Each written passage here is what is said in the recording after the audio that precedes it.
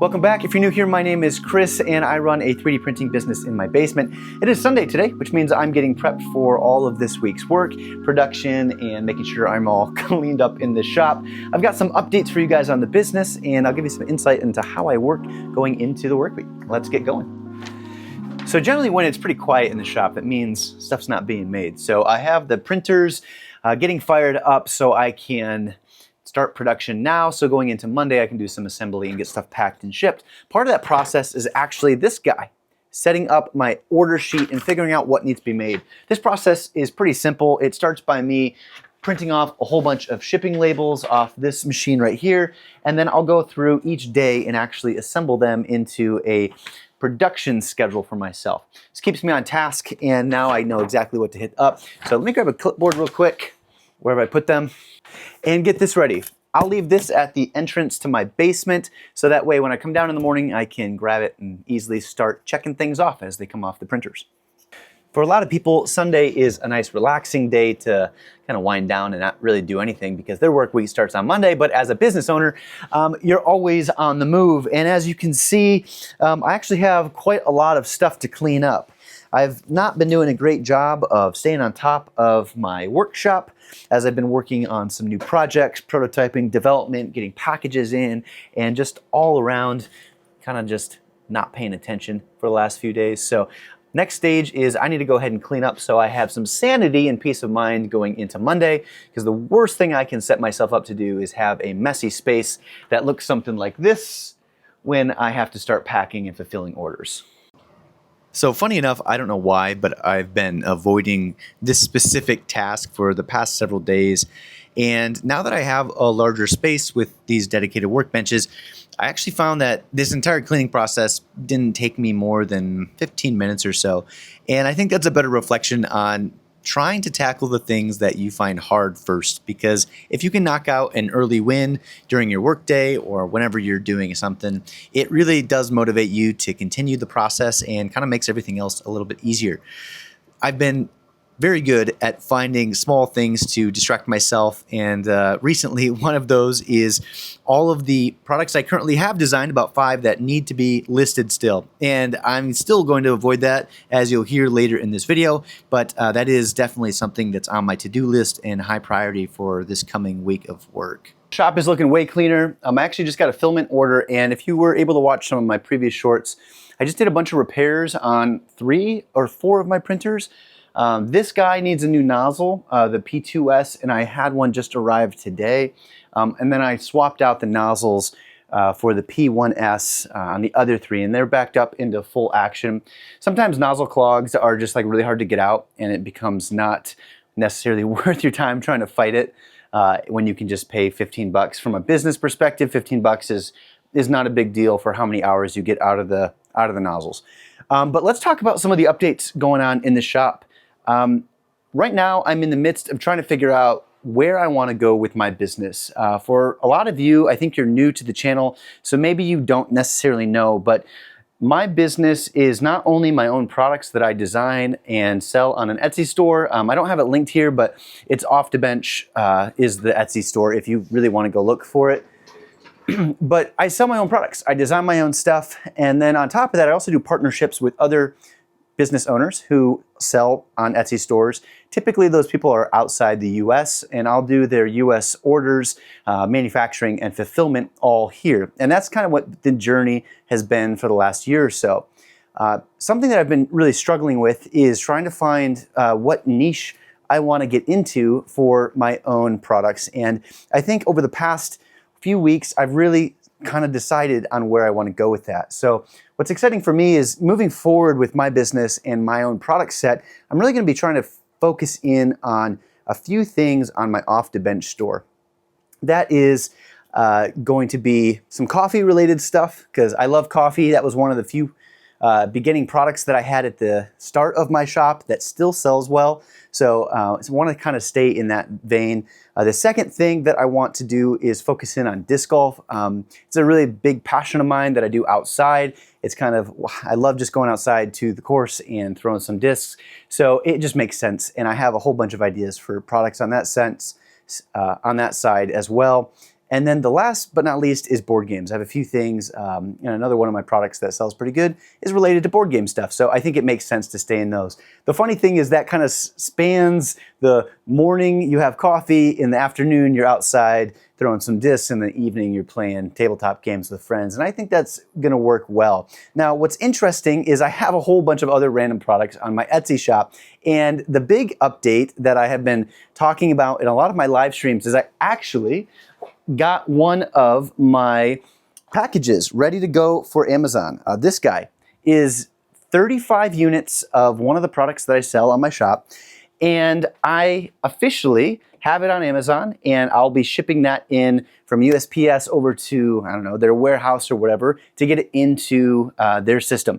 I'm going to be doing fulfilled by Amazon for products, and the plan will be to actually, over the next few months, take products down off of my Etsy shop that are unrelated to kind of the three areas I talked about. There's maybe a couple that are going to stay on either way, but I have some products that are good. They don't sell a lot on Etsy, but it is nice to have a few sales come through. But ultimately, I think what will be cool is to take those and just kind of throw them into the generic section. And if you're not familiar, generic on Amazon is like a quote, a brand. So if you don't have your own brand or a trademark, which costs like $1,000 to get through Amazon, you can just file it under their brand called generic. And that's what I will plan to do. My hope is to kind of do some big batch runs on specific products and just kind of let Etsy or Amazon get those sales for me. They do take quite a big percentage. I think it's like 30 or 35% of the sale, but I don't have to do any of the work. Last night I watched Tron, the new movie, and it was terrible. If you like the movie, no shade to you. I just didn't like it. The special effects were cool. But during that time, the first half of the movie is all it took to actually pack all of those orders together. If you're interested in the packing, let me drop a comment down below and I'll show you exactly how I packed those orders as well.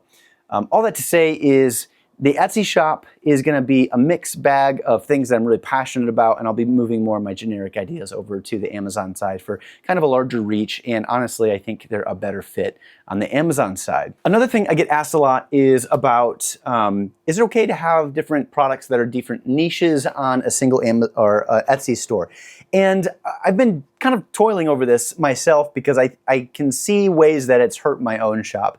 But I think I've come to the conclusion that it's not so much that you have different types of products that span different areas like home goods, toys, and etc., but is more that within each of those categories you have complementary products. I mean, the whole benefit to having a store that's really focused in on a niche is the idea that if you have a customer go to your shop, you can actually end up having somebody spend way more money than they plan to because they're going to shop around and say, oh, I think I also want that, and they add extra things to their cart. Some of the features built in on Etsy actually just allow you to do that, where you can basically say like, if someone buys X, offer Y at a discount if they bundle them. And I think you can do up to 3 products within each bundle. And those are specific things that you can set up on the back end of Etsy. So not utilizing those features is ultimately going to hurt you. And I think Etsy, I don't have proof of this, but if I were Etsy building a software platform and offering all these tools, I would encourage people to use them. And the way social media and algorithms work is that if a social media rolls out a new feature, it's a good idea to use that feature if you want to be seen. So it's the same way with Etsy and their sales. I would assume that they give some benefit to people who use the new features, even if they don't say so. I have a lot of good things going on in the shop.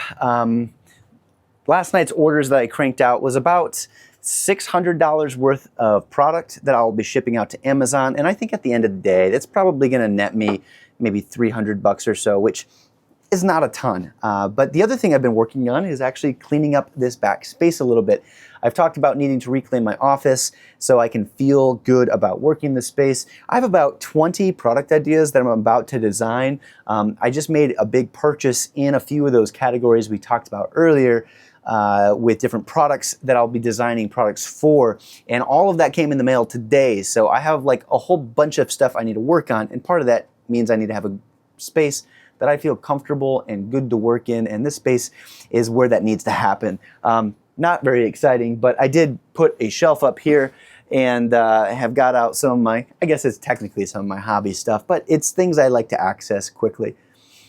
Part of the challenge of running this type of business for me, and maybe not everyone knows if you're new here, but last year I became a dad for the first time, which is super cool. But my wife and I had been just cruising, her and I, for so many years that we were prepared for the adjustment. But I guess as someone who was in the middle of trying to start a business, I quickly found out that the amount of time that you lose is a lot. And again, I wouldn't trade it for anything, but I will say that has become the biggest challenge at the moment. My wife works a full-time job, and because of that, both of us are stay-at-home. She has a remote job, and we watch our daughter all day. And because of that, I have to facilitate watching our daughter as much as possible when I can, so she can do her meetings and meet her deadlines with all the projects that she's in.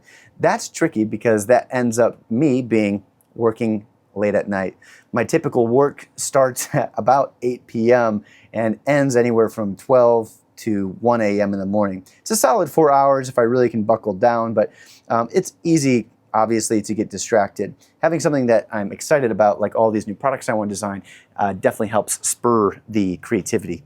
Everything said, I think Sundays are a pretty good reset for me to be able to head into the week strong and also do some stuff to make my wife feel like she can tackle the week as well, because she's got 2 full-time jobs, which is pretty crazy. Last week, I had a lot less orders just because of the way things shook out, which was really nice. I was able to refocus, work on my machines, get some stuff fixed, and really prioritize thinking about the direction of my business for this year or longer. I'm still open to people reaching out who want to do production within my space. I have available printers if you need 200 units of something made, and potentially open to doing some design work if that's what's needed. But if you're following along because you're also along in this journey trying to start a business with a 3D printer, you're in the right spot. That's exactly what I'm doing, just trying to give you a daily digest, well, not daily, weekly digest of what I'm doing in my shop and how things have been going. It's been a crazy ride since last year when I started the YouTube channel, but this is going on year 3. Really excited to see where we end up in the rest of the year. I just want to say thanks to all my Patreon supporters and all of my subscribers. You guys are awesome. If you want to check out Patreon, I have some cool stuff over there. I'll be adding some more STL files, like for instance these bin brackets for these plastic storage bins, which are really easy because now I don't have to, I just ran out of storage. That's just really handy. And also a worksheet. There's also a few chat rooms in there. They're behind the paywall because I have people sharing info about partnerships. So if you're interested in getting set up on a partnership like I am, where you produce and manufacture and ship for other people, or maybe just do manufacturing runs, people are dropping their information in there.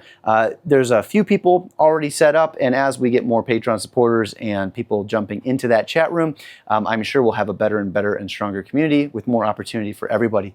I'm gonna wrap it up here for the night. I want to make sure I still have some time to relax myself on Sunday before getting into the week, and I have to launch 1, 2, 3, 4, 5, 6, 7, 8, 9, 12 printers. I need to get 12 printers going with some product so I can start off Monday morning pretty strong. All right, I'll see you in the next episode, live stream at 3 p.m. Eastern this coming week, and then a video later next weekend or whenever I release it. Thanks for being here. I'll talk to you soon.